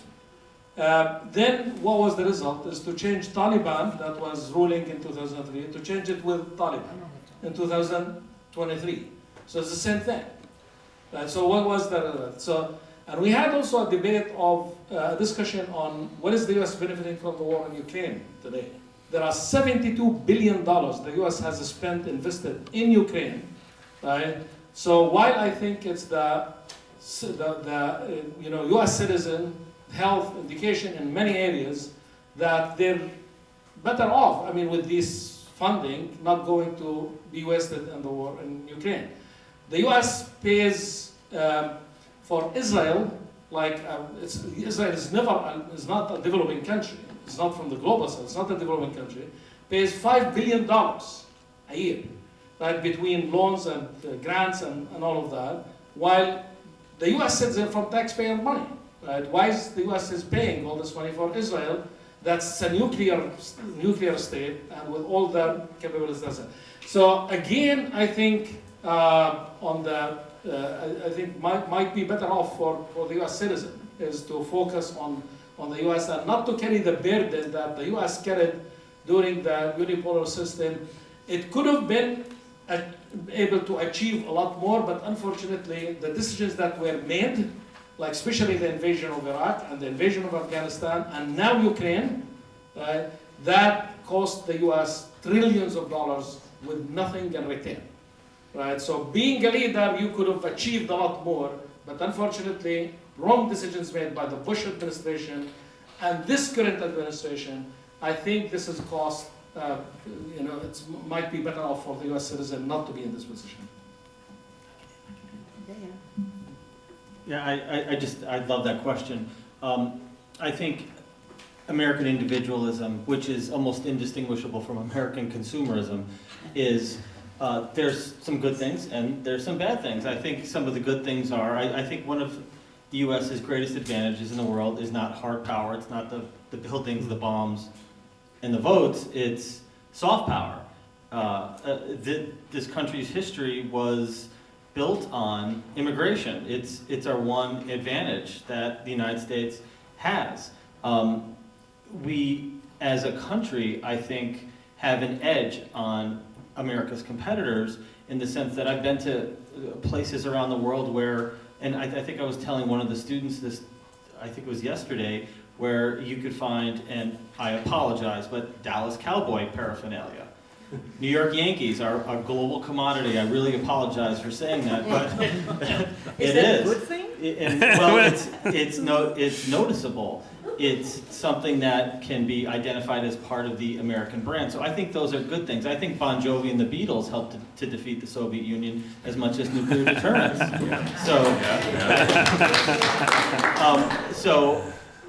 But also there are some really bad things. Taken to an excess, American individualism, and this is why I really love this question, really was on display during COVID. I have the right not to wear a mask. I have the right to spread COVID. I have the right, in the end, to kill myself and put you at risk. It makes no sense. It really made no sense, but it sort of stripped down COVID. The lesson I learned is that how many Americans died during COVID? 1.5 million people? That is appalling. And that is the excessive price that we pay for our individualism. That people could consciously choose to put themselves, their loved ones, and their community members at risk in the way that they did. And so I think that there, in the end, are some good things and some bad things. And I answered that question that I get from my students at Lebanon Valley College. I get that question a lot. We don't know how good we come across, and we don't know how bad we come across. That's true. Okay. Can I? Oh, go ahead. Go for it. I have a little bit different, thinking to answer your question. By the way, sorry, my trumpet, I played without warm up. So, but anyway, the tune, the song I played just now is actually composed by Victor Jara, Chilean. This year is actually 50th anniversary of in Chile that democratically elected socialist regime 50 years ago was toppled by US-backed dictator. Okay. Today, this year was the 50th anniversary. So Victor Jara was assassinated, of course, okay, by dictator. So this was his song. What I try to say is that, if you look at my presentation, demanding US to change its own attitude. Actually, this is going to be a very endless question because you are too big to change, I think. It's most difficult things, a big entity to change this place. I think this is more matter for us, I think, like Japan or Norway, or maybe your country. Okay, I call it the buffer state. Yeah. It's totally influenced by superpowers, they, great game. And we have to change ourselves. It's much better to change ourselves because we are a smaller country. Okay. How to deal with those superpowers and situated in between them. Okay. That has a more way, easier way, quick way to change things. Right? That's why I appeal. I need a little bit help from citizens of the United States. Okay, in academia. Right? A little bit change to help my country to change. Right? I think Norway is, is a dilemma. Norway is famous for Nobel Peace Prize, all right? And Norway is actually adjacent to Russia during Cold War, only country in a NATO member. But as you know, after the Crimea invasion, 2014, all the politics in the small country of Norway has changed. Until 2014, Norway was an example of buffer state, okay? All right? And surprisingly, being a NATO member and also one of the strongest allies with the United States, that country never allowed UN or US troops to station within the country to keep a balance with Russia. All right? Then also diplomacy, peace diplomacy, like Oslo Accord, and that kind of things. You need to engage Russia, isn't it, for the world peace? That was actually demonstrated by Norway until 2014. But now it's changing actually. So Norway is now changing, but we have to make Norway change back to before 2014. Likewise, Japan also. This is my opinion. Yeah, and there is a reason that Norway is not part of the EU. Same type of reason. Oh, and I can't let this go. In addition to COVID, I was in North Macedonia last year when the shooting in Uvalde, Texas happened. And it was my colleagues, my Macedonian and Albanian colleagues asked me, as an American, how do you feel? And I talked about how there are more guns per person in the United States than there are in Yemen. Yeah. And they have a lot of weapons in Yemen. And they have a lot of weapons in Yemen. There's way more here. Yeah, and so these things, how we come across our violence, our right to choose to kill and to hurt and maim, is seen around the world and is absorbed around the world, and we look dysfunctional. Paul? Go ahead, Kay.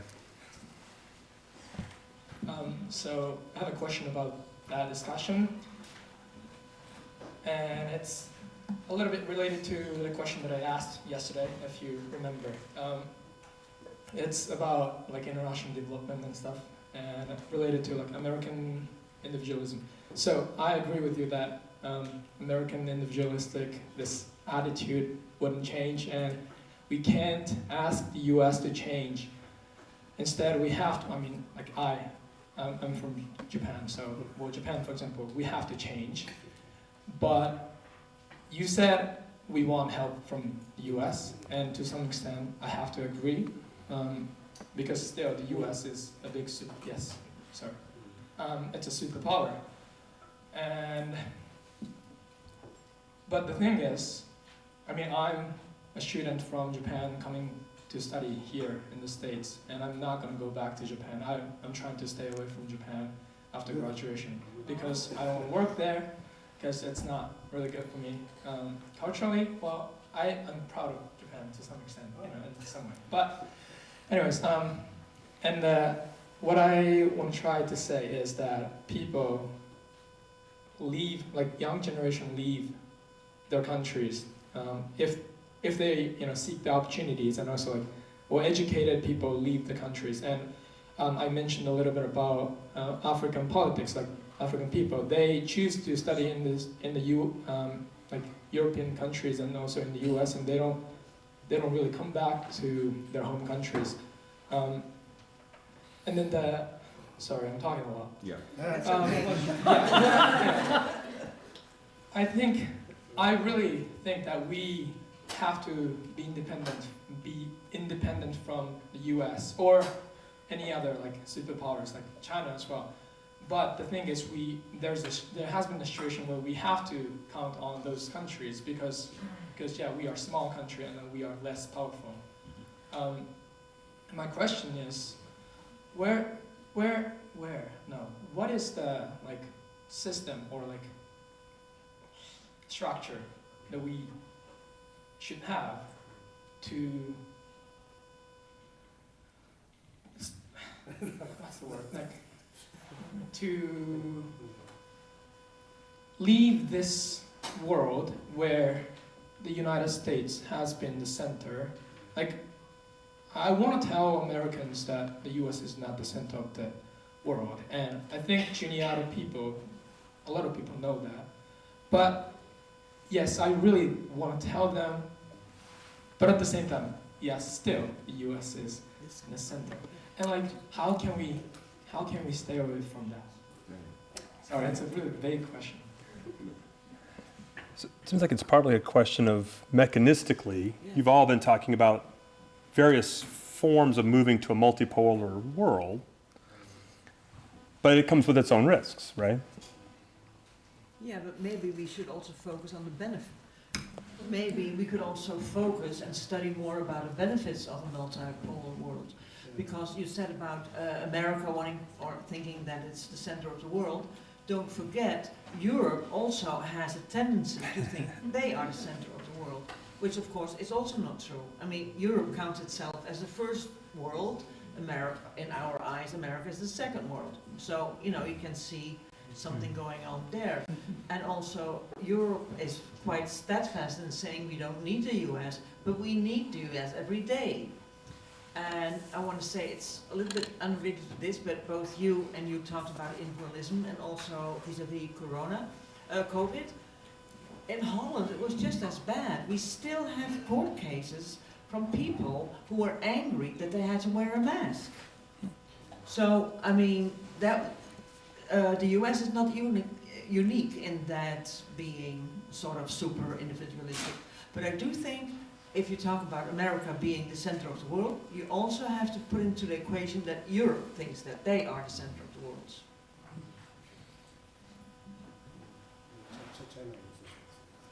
And China does it, yes. So, but that in itself gives a multipolar world, so maybe everything will be okay. All right, okay. So my question is very related, but more in a structural sense, primarily to the ambassador, but if anyone has any comments, I'd be happy to hear them. You were speaking towards the rise of global issues that are affecting the entire world, migration, climate change, and you also mentioned at the end that there's an inability to not include the UN in conversations of peace. So given those topics and our movement towards more multipolarity, is there an appetite for a systematic restructure of global governance, you know, restructuring the UN in any way? And given the power that the Security Council has, is there any likely path forward that could take shape? Yeah. Well, you might know more about it, but I think, yes, there is appetite for, because it's totally unsustainable now that the Security Council consists of those 5 countries. Nobody else can say anything. No voice for Africa, for Latin America, Middle East. That is unsustainable. So take India, yeah. Well, China has a voice, but India, certainly India. It is unsustainable. So they have to do something. There is not an organization as slow as the UN. They are, I mean, I also care about the UN, but it's so super slow.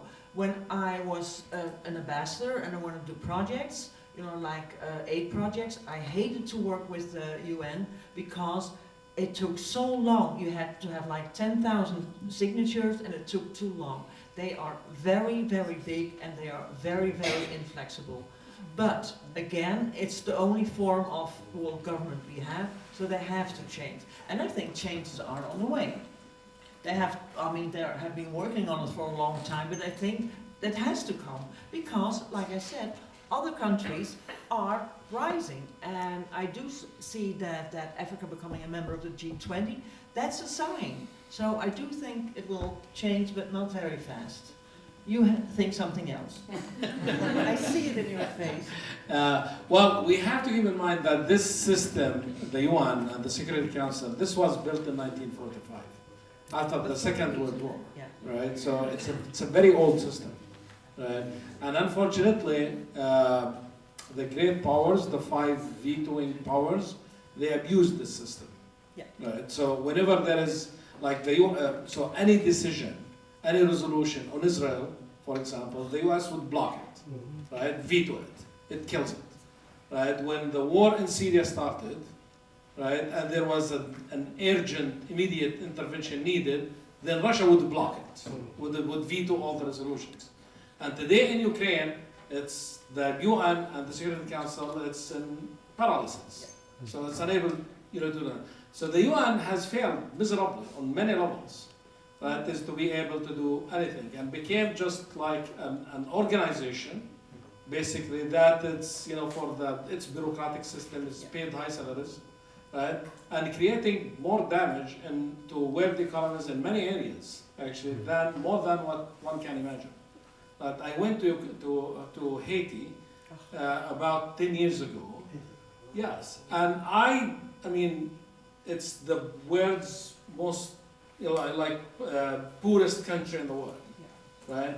But in the midst of that, you see a special area where it's for UN employees, right? And you see all the real estate is skyrocketing, and their supermarkets and their gym places, right?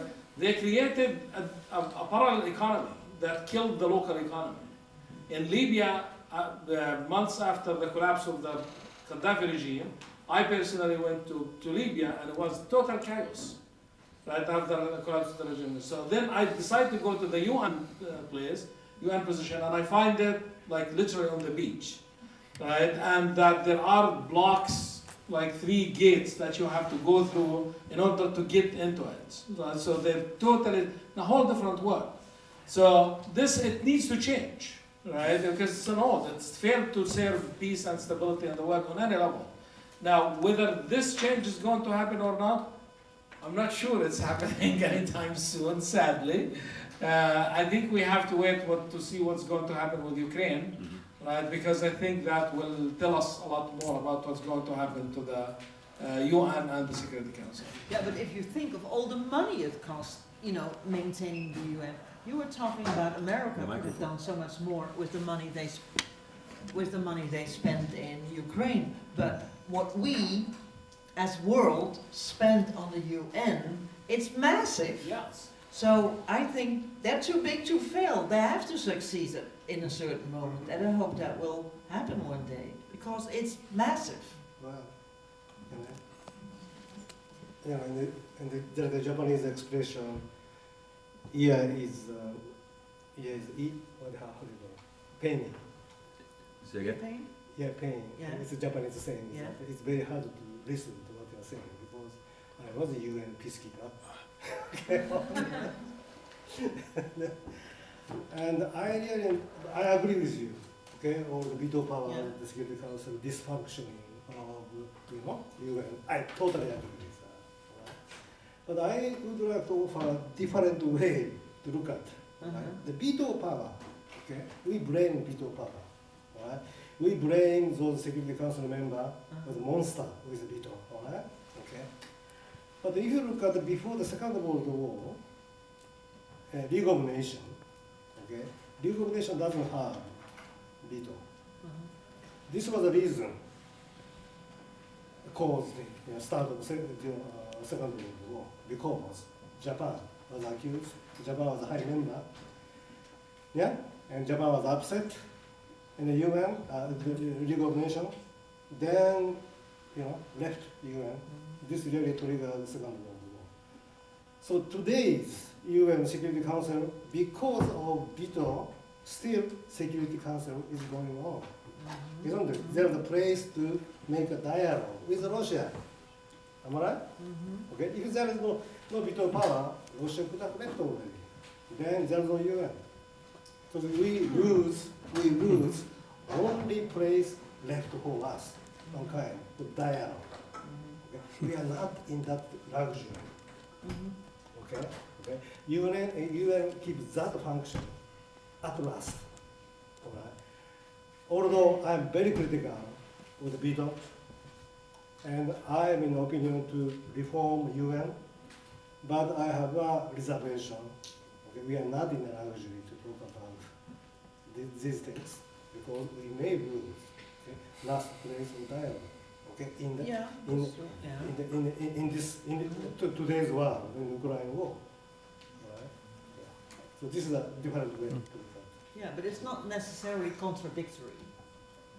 it. Yeah. Because basically all of us say there is a UN, it is necessary, but it's not functioning well enough. Mm. But this functioning is again one way to keep world at least together. All right. We'll have to talk about it. Time for 1 or 2 questions. Okay, you got the mic, go ahead. All right, I have a question about the Ukraine war.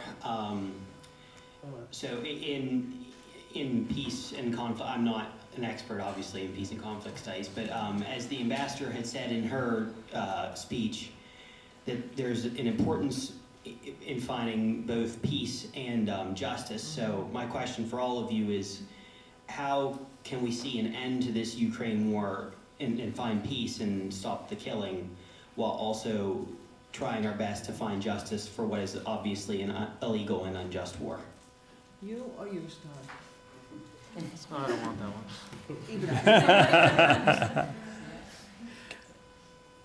one. Sorry to be the bad news carrier, but the war is not going to end anytime soon.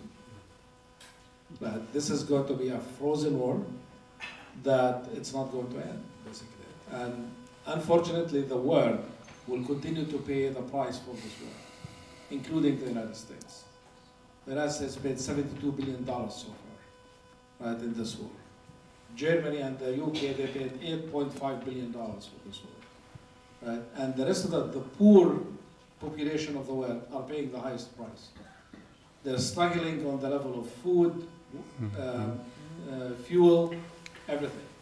Right? In Lebanon, in Egypt, in Jordan, in the poorest countries on earth are suffering the most as a result of this war. And we talked about this, in my view, this war could have been avoided. It's a very unnecessary war that we did not have to wage this war, basically. And now, and this is what we talk in conflict resolution, like conflicts begin over certain issues, but then it's what we call conflict deepening, new issues emerge. And we even sometimes forget the old issues of why the conflict even started. Because now it becomes a whole different thing, many issues. Right, so how you're going to do this? Honestly, at this point, I don't see an end in sight. And everyone will continue to bleed in Ukraine until we see where this is going to end.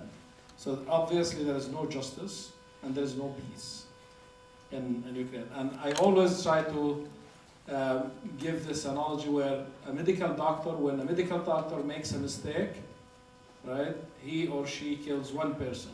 But when a politician makes a mistake, kills millions of people, right? And this is what's happening. I think it was a huge mistake. Chris, you want to?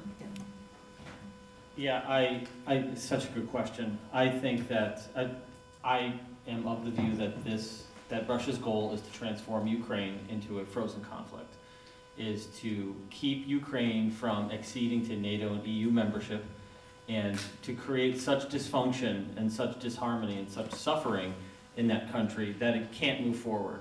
I've spoken with colleagues in the country, and they have said that the definition of victory for Ukraine is not only retaking their territory and asserting their territorial integrity and their sovereignty, but also to join Western institutions, that is their goal. And I think that the U.S. is of the position, and I agree with Dr. Ibrahim, that too much has been invested, too many weapons have been sent, and that this war is going to continue for a very long time. There's going to be greater human suffering. I've spoken with policymakers in Washington. Their parallel that they're using is we have to do two things. knock Russia from the ranks of the great powers, to weaken it to the point where it is no longer a major power rival. I don't know if that is, if that could be a reality. I think its invasion of Ukraine shows that it's actually it's not the threat that we thought it was, maybe. But also there's a narrative with China and Taiwan that if the U.S. doesn't send a signal to boost the cost of this invasion of Ukraine on the Kremlin, then that is only going to incentivize China to move against Taiwan. And so there are those parallels. But I do think that right now, and I agreed with what you said, Dr. Ibrahim, in Zia's class earlier, and that is all China has to do is do nothing right now, and it benefits as the U.S. and Russia exhaust resources in Ukraine. This is probably our last question. Go ahead. Oh, so my question is for Dr. Ibrahim. So as you said, the situation in the Middle Eastern region is worse than what it was in the late 90s and in the early 2000s, and it is going to get even worse in the future. So my question is, would you agree if I say the US and Russia are one of the major reasons or the only reason for the current situation in the Middle East region? Do you think that the Cold War between Russia and US infected the Middle Eastern region as well? Thank you for the question, which is who to blame for the current chaos and the future chaos. I think the United States and Russia do take responsibility for this, and I can tell you, but they're not the only ones, right? I can tell you the US mistakes, basically, which is one is the alliance with dictatorships, and the prevention of change, democracy, and human rights in the region. You know, those dictatorships, they receive their legitimacy, like from the support that they received from the United States, historically. So this is, so that's the one major mistake that the US did, is alliance and supporting regimes, dictatorships that involved in human rights violations. The blind support that the US has given to Israel so far, all the time, which has been the Israeli-Palestine conflict a source of the instability in the entire region. This conflict could have been resolved if the US did not provide the blind support the blind and unconditional support to Israel. We were talking about the UN. The United States used the UN and the abuse of the veto. The United States used the veto about 80 times, right, in the Security Council. About 40 of them is to protect Israel.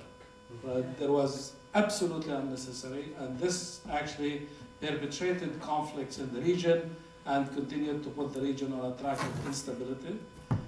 So these are basically the major U.S. Mistakes, is the alliance with dictatorships and Israel and protecting Israel. The other, as for the Russians, of course, Russians has intervened heavily with dictatorships like in Syria, right, and bombed everywhere in Syria and Libya. And Russia made it very clear, right? I don't care about human rights violations. I'm the counter-revolutions figure that leads and supports these regimes, and continues to do so in Syria, in Libya, and several other places. But as I said, they're not the only ones to blame.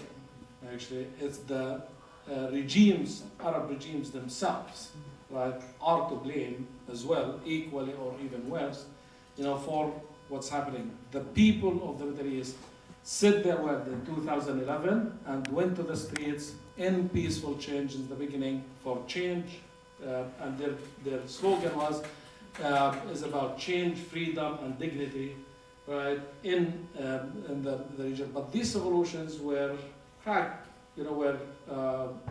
crushed by dictatorships, and the Obama administration again did not support this. Who was in power did not support them. So there are many parties who bear responsibility, right, for this, and I think yes, those of the players that I can count as major, that bear the major responsibility for all the chaos that's happening, and also the chaos happening in the future.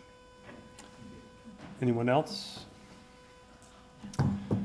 We are spot on time. I want you to note that fact.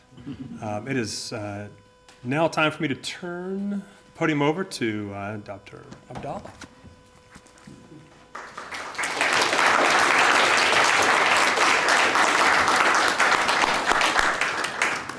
Well, first, thanks to all our wonderful speakers and to the audience that is very well engaged. And I really appreciate the questions that are reflective of deep interest in the issues. And I can see also that you are the young generation. I mean, everything we're talking about here, probably many of us here will not be here after 20, 30 years, but you will be here and you will be the leaders. And this is going to be your world that you will be charting. And I hope that the discussion we had today showed you that I've been thinking to look at the three presentations, what are key points that I can take out of this? And I think the picture is way more complex. I mean, when we started this, we said a new Cold War, question mark. It's not a yes or no answer. And I think the presentations today illustrated this. When Her Excellency spoke, she spoke about the new challenges that we are facing as humanity, whether it is migration or climate change. And she spoke about the grim past that we are still carrying from the colonization era and how it is affecting us until today. And that begged the question of we cannot continue the old ways of doing things. And she illustrated this by the need to make changes with the United Nations, because this is one institution that we got to see how to make it work to deal with those important issues such as climate change and migration and so on. So it's given us a fresh perspective and direction of how we should move forward. Our colleague, my dear friend Kenji, spoke about the situation in Japan and Norway. I mean, that was brilliant to bring the buffer states and talk about how they are in a unique position. And he spoke about the dilemmas that they are dealing with in Japan. And from that, I took two things. One is, he said that, well, it is almost like the same old Cold War is still playing out in Japan. But he proposed something that I think so profound. He said, if we're going to make change, it's going to be the American people that will make that change. And I heard your appeal that it is you, the people of this country, can actually make the change. And I have to say, often in my class, I praise the American people for what they have done with the Vietnam War, which from Vietnam, they call it the American War, by the way.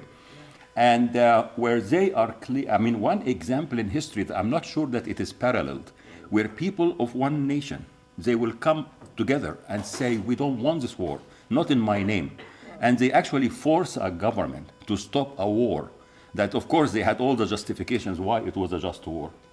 I don't know that history has any such example of people actually stopped a war that was run by their own government. And I think that it was the people. We still remember the images of Muhammad Ali refusing to participate, the boxer, the famous boxer, stripped from his title and still insisting, I'm not going to go fight against the Vietnam. He said, my fight is here. And I think that Kenji was saying something similar, that we need to think of how we can effect change. And then Ibrahim came, and he actually told us, well, it is actually a different kind of Cold War happening, because the unipolar system, and he showed that elegantly, how it started to decline. And now we have a new multipolar system that seemed to have different dynamics. Listening to the three of them, I can see that there are similarities, and there are, of course, unique elements. Bottom line, it is such a complex story. It is not a yes or no answer to is this a new Cold War, but it is many dimensions of whatever the new reality is coming. With this, I want to say, yes, I appreciate the trumpet playing, and I appreciate that you highlighted, it couldn't be more Juniatan than this. And this is really the spirit of the Juniata College that I have experienced for 2 years now. Thank you all so much, and I turn it to our director, Professor Zia. Thank you.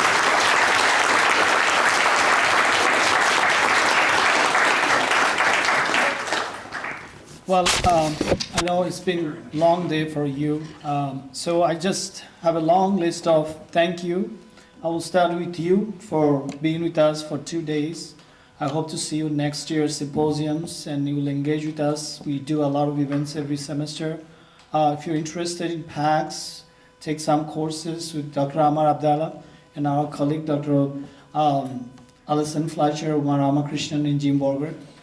They're teaching PACS classes. So I would like to thank our team, Dr. Amar Abdallah, for all the hard work, Peyton Granger for all logistics.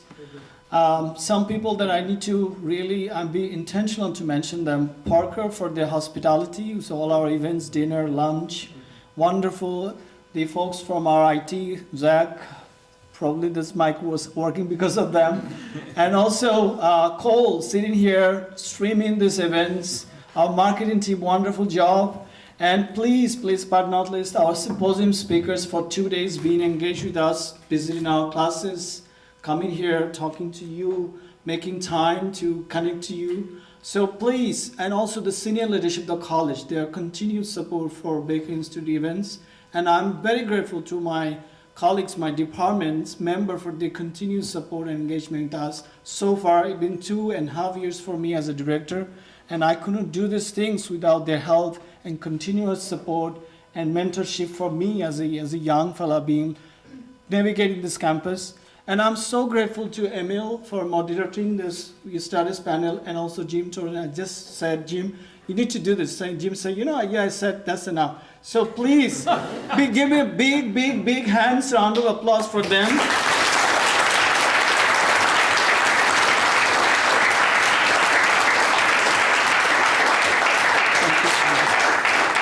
I hope to see you next year. Wonderful. Thank you so much. Good night. Thank you.